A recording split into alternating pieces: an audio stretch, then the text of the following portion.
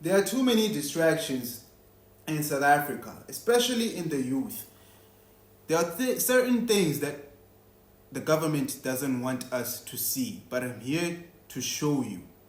While we're worried about potholes, corruption, and load shedding, South Africa's lithium is being quietly taken right under your feet. And the youth is worried about useless things. I'm not saying you shouldn't groove, but here's what you're worried about.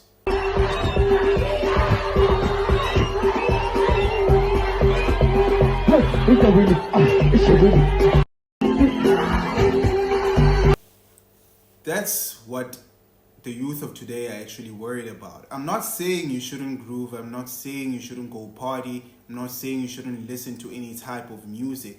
But there are certain things taking place within this country that we should be informing ourselves about, because our forefathers fought for the liberation of this country. And it's our time to fight for economic liberation. In early July 2024, South Africa's Lithium began blasting for lithium ore in KwaZulu-Natal, near Aberdeen and Port Shepstone. The single act that triggered a stampede of 20 new prospecting applications. This means that 20 more people wanted to mine this land. Most of these applications were fast-tracked, and the locals were barely informed. Some didn't even know they were leaving on lithium-rich land. Lithium is known as the white gold. It powers electric vehicles, batteries, and global clean energy transition. In short, this is the future. But here's the question. Why are global companies more excited about South Africa's lithium than South Africans are? These are resources that people like Elon Musk want. They are scrambling for such minerals. Lithium, or even close to it. There's enough lithium ore in the United States to electrify all of Earth. If the United States was the only place producing lithium, there's enough domestic material to electrify Earth. It's very common. The limiting factor is the refining of the lithium into battery-grade lithium hydroxide or lithium carbonate. That's the actual limiting factor. Well, we're going to address whatever we think the limiting factor is at any point in time. So we would like to do the least amount possible. So we don't want to get into the mining or refining sector. We will do that if we have to. I do think the focus really should be on refining capacity. We need to make just a very giant amount of anode cathode lithium hydroxide, lithium carbonate. It's really the refining capacity that is the biggest choke point. Yeah, so that's why we're building a lithium refinery in Corpus Christi. In terms of the mining companies that are out there and looking at that part of the value chain, so we do have large suppliers of lithium right now, and they are aware of how we're approaching the Corpus refinery and the technologies we're trying there. And the reason we're making them aware of it is because we think they're fundamentally more scalable, and as we prove them out, we plan to share that with them. Because as Elon says, it's not really like we want to do these things. We're doing them because it's not happening fast enough. So if we can prove that it can be done faster, the intention is to transfer that knowledge to our current suppliers. And the same is actually true. It was actually a clay process that we're playing with and we continue to work on. Same is true on that. So we've worked with our suppliers as well on trials, and we're sharing knowledge there. And the intention is just to help the whole world do this better. And ultimately, this here is getting the lithium out, or whatever it is, out of the ore.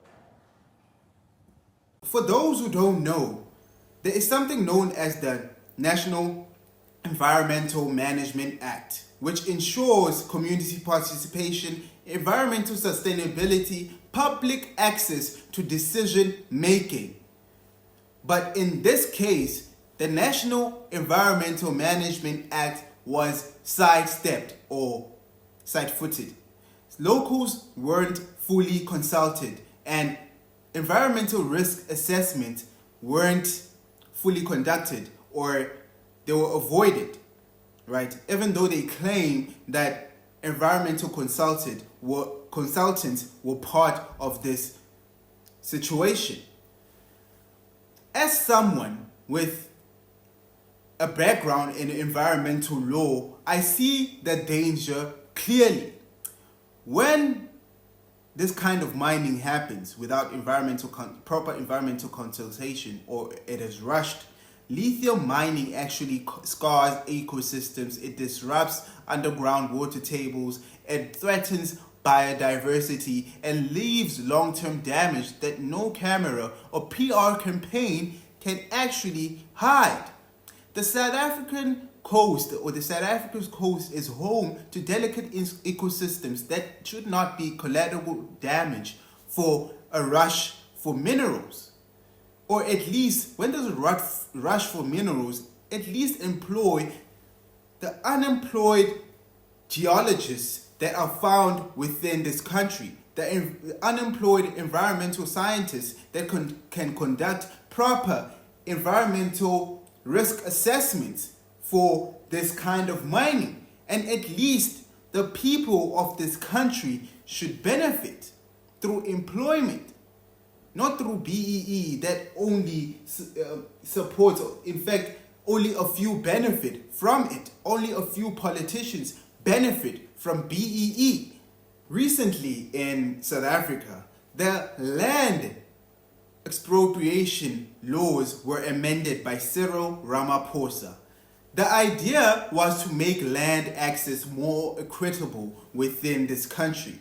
But what if the land grab isn't about the people, but for or by the corporations?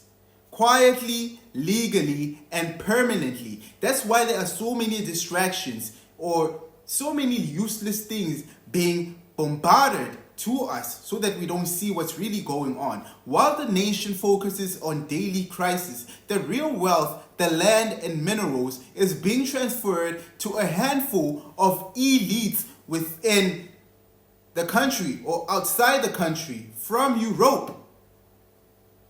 That's why there's a lot of distractions within our country. Ask yourselves, why was the Land Expropriation Act amended all of a sudden after all these years? Ask yourself, who really benefits from this lithium boom within the country? It's not the local residents, it's not the unemployed youth, the geologists, it's not the communities who live with dust, noise, and broken roads, but it's the same few players who benefit with mining rights, political ties, and offshore bank accounts. And when they benefit, they just come and flex the wealth in front of the poor. It's questionable. And when this happens, there's environmental injustice. Environmental injustice is when marginalized communities bear the brunt of pollution and destruction while others profit, while politicians profit. And in this case of lithium mining in KZN, that injustice is already happening. And it's wrapped in paperwork, legal terms, mining permits, all signed off quietly without us knowing. It's questionable why people or why these news platforms are not actually covering the story. It's questionable. Ask yourself. As South Africans, guys, we are distracted. We are busy worried about something that don't matter. We are busy watching the circus while the tent is being dismantled. This isn't just about lithium. It's about power, about land, about whether the next 30 years will belong to us or to the companies who don't live here. We need to question what's really going on within our country. We need to ask questions. We need to read beyond the headlines, demand proper community consultations, in fact. Support real environmental protection. Develop our critical thinking skills, because if we stay distracted, we'll wake up and find out that everything we own is no longer ours. We need to wake up as the youth of South Africa and stand up. We need the spirit of the youth of 1976 and fight for this country. We need to wake up. Before we end this video, let's talk about the newly appointed Minister of Police, Gwede Mantashe, who has been the Minister of Mineral Resources and Energy. The same man who oversaw mining licenses, prospecting rights, and extractive deals is now appointed as acting Minister of Police. Ask yourself, why would the face of mining suddenly become the face of police enforcement? Why? Just days after General Mkhwanazi exposed the minister, who is Senzo Mchunu, the minister, the government quietly, or Cyril Ramaphosa quietly appointed Gwede Mantashe to oversee SAPS. Is this protection? Or is this a cleanup operation or a way to keep certain corruption investigations from going too deep and exposing more of these corrupt politicians? Why put the man tied to mining interests in charge of national police for decisions? And why now during the lithium boom? Why? This isn't random, guys. It's deliberate. It's proof. The real problem isn't foreigners. It's not TikTok or social media. It's not soft life culture. The real issue is corruption at the highest level, and we're being sold distractions while these billion-dollar deals are being closed. Before we go further, this is a video of General Mkhwanazi exposing corruption within our country. A crime syndicate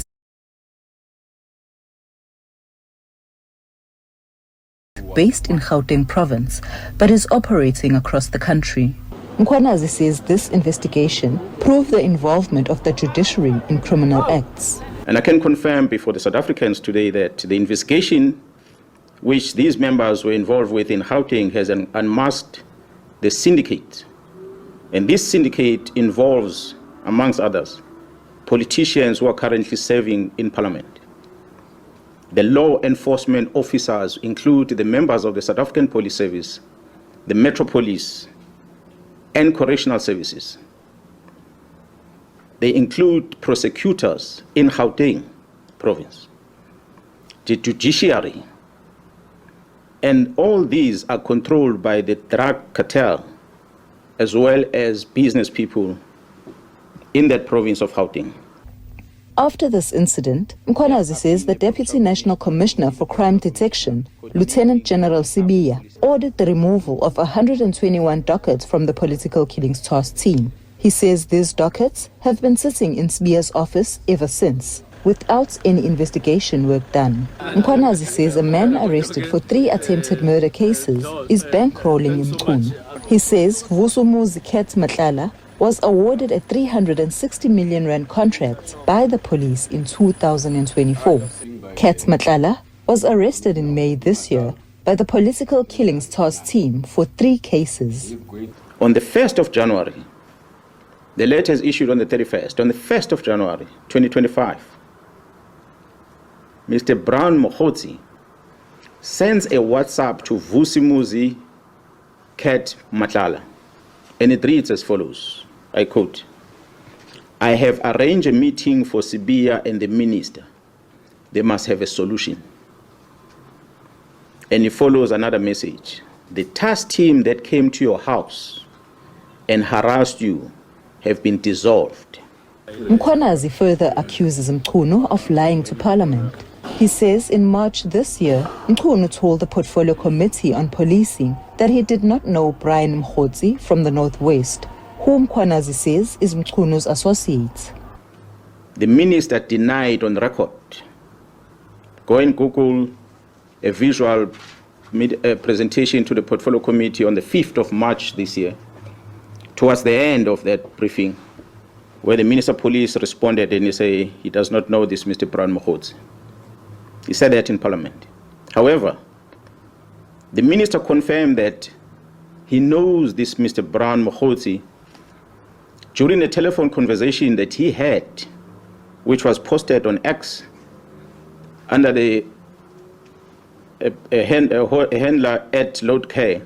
This was on the 30th of March. According to Mkhwanazi, some senior police officials are protecting criminals. Mkhwanazi did not confirm if there is a ploy to get rid of him. He also says he's not concerned about his safety. The safety of South Africans is in jeopardy. At least Mkhwanazi still has a firearm. He still has a men and women that he works with. He can still somehow protect himself. There are men and women out there that are vulnerable. They've got no one to protect. So we can't be worried about our own safety. We must worry about the safety of the citizens. So ours is to go out there and lay our life to protect them. That is my only concern right now. Mkhwanazi says currently there are no crime intelligence commanders in KwaZulu-Natal. False promises and no jobs. The promise of mining is always the same. We'll create jobs, we'll develop the local economy. But in Heberdean and Port Shipstone, jobs were promised, but there's no evidence that locals were hired. Equipment was brought in from Gauteng. Skilled workers came from elsewhere, and locals watched from the sidelines. Again, the land is theirs, but the wealth is not. Here's the truth. A handful of politically connected elites, shady businessmen, and BEE beneficiaries are cashing in on this. BEE was supposed to empower ordinary black South Africans, but today it's become a tool to enrich a few while the rest remain unemployed and excluded. So what must be done now? What must we do? What can be done? FPIC, free prior informed consent, must be enforced. No mining without full consultation and participation of locals. National Environmental Management Act must be enforced. Independent environmental management or impact assessments not paid by companies. Environmental education and oversight structures. Communities must be trained to monitor mining activities. Job creation must be guaranteed by law. A minimum percentage of jobs should be reserved for people from the surrounding area. National Mineral Wealth Fund. Profits from lithium go into transparent public schools and clinics. It must benefit the people. This is not about lithium. It's about dignity, land, ownership, and accountability. Either we fight for what's right for the people, or we stay entertained while others write the future without us. Guys, we need to wake up as the youth of South Africa. We need to stand up. Civil law action is what's needed to hold these politicians accountable. Civil law action is what's needed, because marching is not doing anything. I know I'm not from KwaZulu-Natal, but a lot of people from KwaZulu-Natal might not even know about this. So as the youth, it is my job to inform people. See you in the next one, and Always.